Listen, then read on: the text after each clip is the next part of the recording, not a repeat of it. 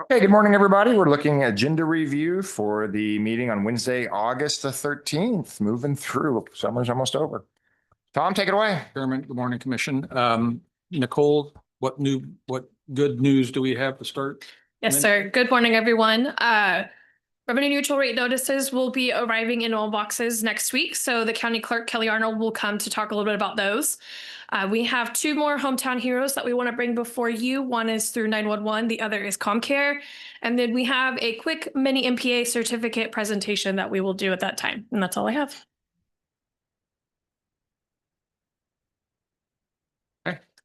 We have three appointments. Item A is a mental health advisory board appointment by Commissioner Bluebaugh. Item B is the Sedgwick County Animal Care Advisory Board appointment by Commissioner Wise. And item C is an IDD advisory board member appointment for Commissioner Howell.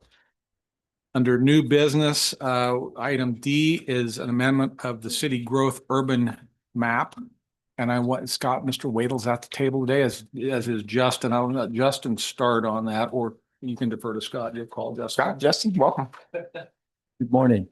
So this one is coming to you. It was a request that the city of Wichita made, and the city of Wichita has actually taken action to for their portion of the comprehensive plan to reduce their urban growth area. This is down near the area of 55th and Ridge. And there's a section of a few miles that they've taken out. And so now this item comes to you and for your consideration. And it's simply to remove that area from the Wichita urban growth area. Okay. Justin? There's nothing else I need to add right now, Chairman, unless your commissioners have any questions.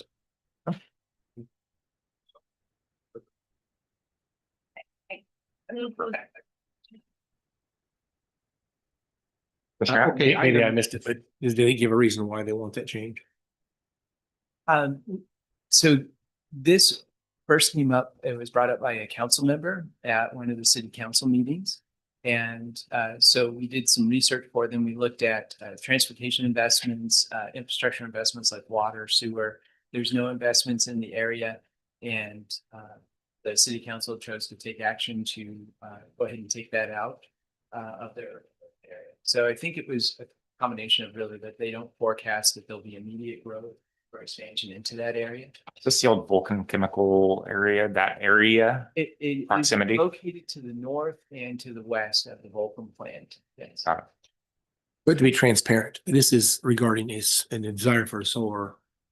It opens up the opportunity for an application because this area would not be in the urban growth area. And we are aware that it is next to a transformer facility that the solar companies are looking to connect it to. There are three of those based on prior research that's been done. There's three of them in the county. This is one of those locations that are formidable. I just don't want to talk around the topic. I want to make sure we understand, be transparent here, that there is the reason this is out of cycle. They could have waited till 10 years from now and done this on a normal cycle. The reason this is happening now is because there's a project they're trying to move forward. That's really Questions? And Commissioner Howell, I will speak just a little bit to that by noting that I think that some of the impetus behind why the city had been approached on this, as I understand it, was because of the idea behind that. As Scott's indicated, the item that's in front of the board on Wednesday isn't anything to do with changing our solar regulations. It is not a solar application for that, but it is instead an amendment to the growth area to, if approved, it's an area where the city would indicate it's not intending to grow into 2035. Right now, status quo is that's an area they're planning to grow into. But that's, again, that may be the impetus behind why the question has arisen. But the action itself is not on a zoning case that's in front of you on that. It's also not a change to your solar regulations. You adopted those September of 2024. Those are still in place the same way in the unincorporated areas you adopted them. So. Good to know. Appreciate the context. Commissioner Howell? Item E is a resolution amending a part of the solid waste code. I might have to ask Lynn to chime in here too. This is a C&D. We have the opportunity to have a third C&D landfill site in the county. Is that correct? That's what this is for. That is correct. And this is the one down that Susan notified you of that we're reopening on September 1 down in Commissioner Bluebaugh's district. It's been there for a number of years and has not been used, and Waste Connections is looking to reopen that site. Is this a C and D or is this a transfer station for? It is a transfer station, but they are looking at taking C and D. And they'll transfer C and D to Plum Thicket, or are they going to somehow bury C and D on that site? That I'm not privy to yet. I thought all we were doing is we were basically getting the transfer station back to operational. And that is the primary. They're going to open up. They are planning to expand after opening up. I know they're adding a couple of bays for the transfer portion of the station, but my understanding is they are looking also taking it C and D. And I think C and D that's transferred is one thing, but C and D being buried on site's another. I just want to make sure I understand what Yeah. that is before we vote on this. Thank you. Understood. Item F is bid board, and there were 4 items. Item number 1 was actually just to accept a change order. This was a, yeah, let me have you talk about CDDO manages a network of providers and then a network of consumers, and they're changing EMRs, and this just extends the end date on the project is all it does. Item 2 on bid board is a bridge improvement for over the North Fork of the Nenaskaw. Item 3 is electronic monitoring for the Department of Corrections, took the low bid there. And item 4 is network SSA agreement. This is a hardware renewal for IT. So.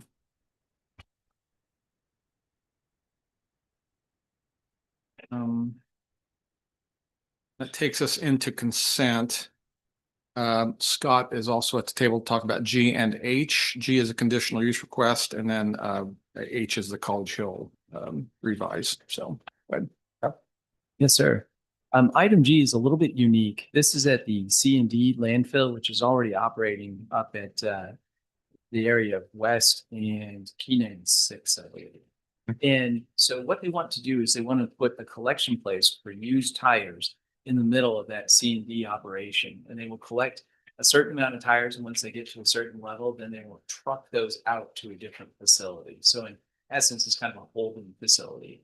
So this is coming to you with a recommendation for approval, and also as part of that recommendation is approval of a waiver, because one of the standard conditions that gets added in these types of cases is to put a fence around the perimeter of the tire collection location. But in this case, the planning commission didn't feel that that really made sense because it's in the middle of the larger C&D operation, already has a fence around the perimeter. So this one's on consent and really has not been controversial. It's just unique in the way that. Understood. Okay, appreciate that clarity. Ready for the next one? Yeah, go ahead. So the next one then would be an update or an amendment to the comprehensive plan, and that is to add the new plan, the College Hill Neighborhood Plan, as an element of the comprehensive plan. The city of Wichita has considered this item. They have taken action to do that. So because of the joint comprehensive plan, this one's coming to you. I've got a briefing scheduled with some of you for later today. We can go through the plan in detail. Know that the plan does not commit any funding or allocate any resources to any project. What it simply is recommendations about what stakeholders and ultimately the city now feel it should happen in the future. And so any projects that are included in here will have to be considered as part of CIP requests or budget requests. So there's, just want to emphasize again, this does not allocate any resources, programs, or funding.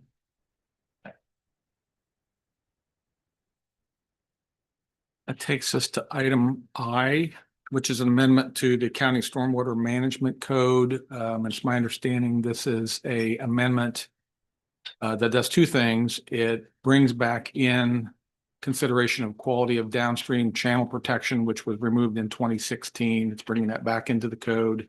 And it also moves the authority from Susan to Lynn as the Public Works Director for management of this code. Anything else on that, Lynn? Yeah, basically nothing's going to really change in regards between Susan and myself. Back when this was first initiated, Environmental Resources was a department of their own, and it just recognizes that Environmental Resources is now under the Public Works umbrella. She will still sit with handling most of the operations in regards to there as my designee. And then obviously, as we've talked about, our water quality and quantity has been limited to the urbanized zone since 2016, and this actually allows it to go back out countywide.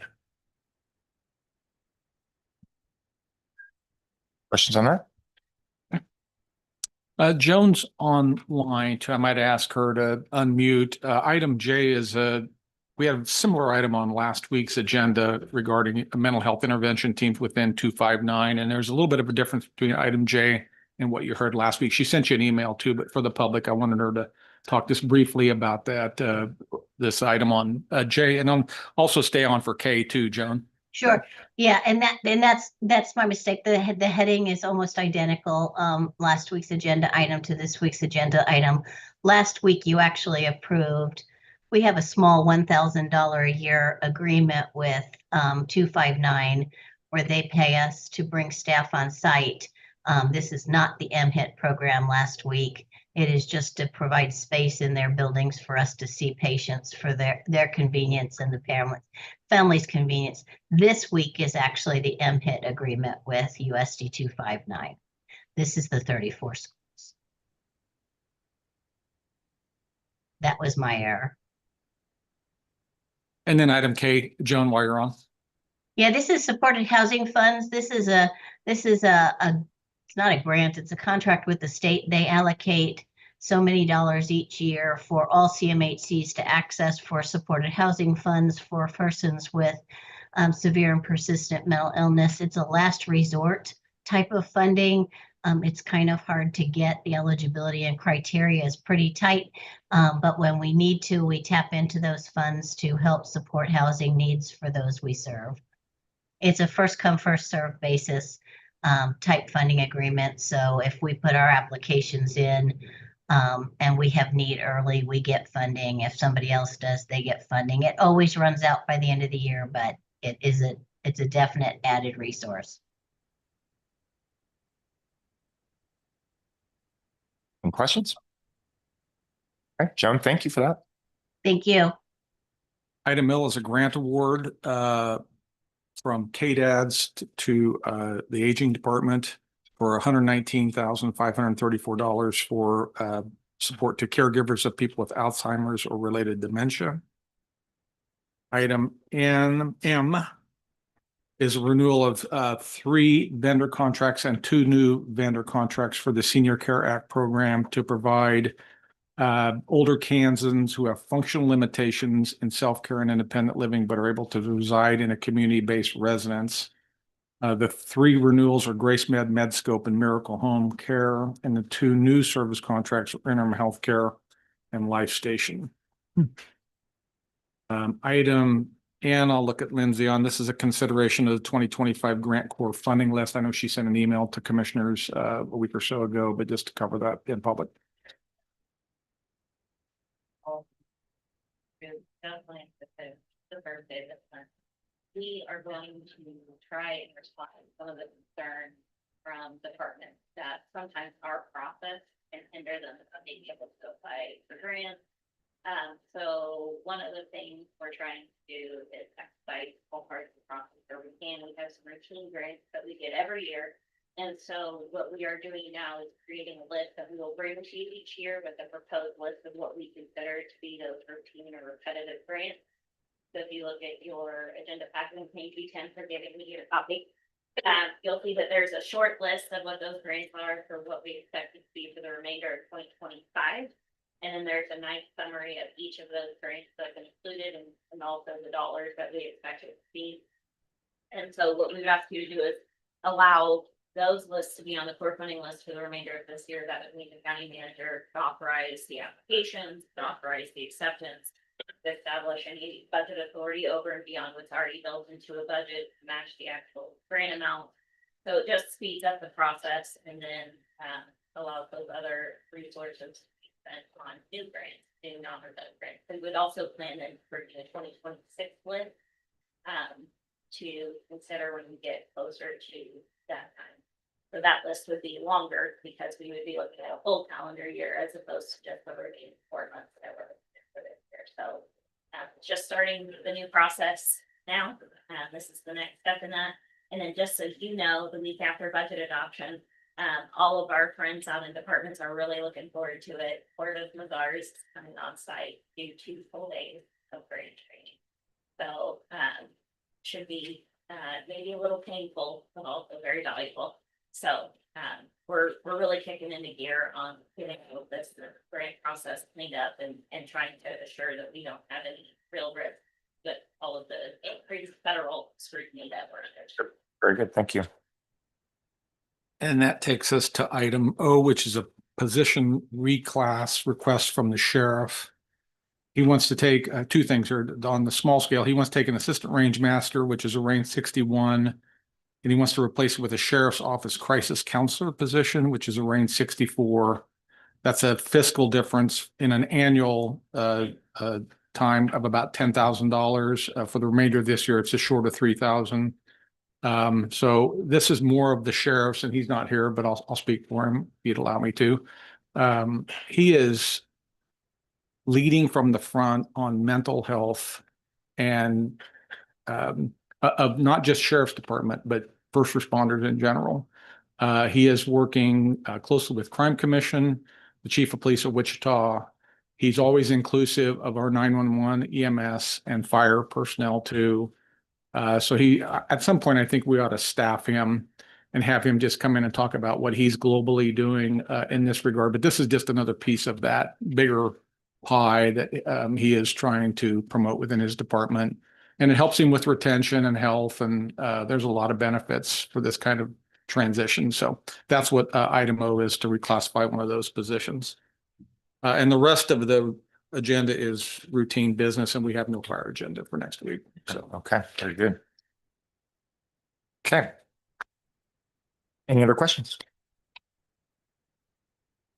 And I haven't had, I was at the GWP meeting this morning. I haven't had a chance, but just for our fellow commissioners, we are on a little bit of a timing. You know, we have an opportunity in the Northeast Park environment. So I think you'll get updated, but I think our intent is to, because it's may require an approval of the commission.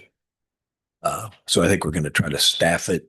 we're going to staff it Tuesday. Okay, staff it And Tuesday. depending on how staff goes, we've got a placeholder for an August 20 meeting to do any type of vote that the commission. Okay, feels like they need okay. to do. And so you can catch up. You guys are up to speed. So anyway, that's on our radar. I'd say it's an opportunity. Happens, great. We'll see.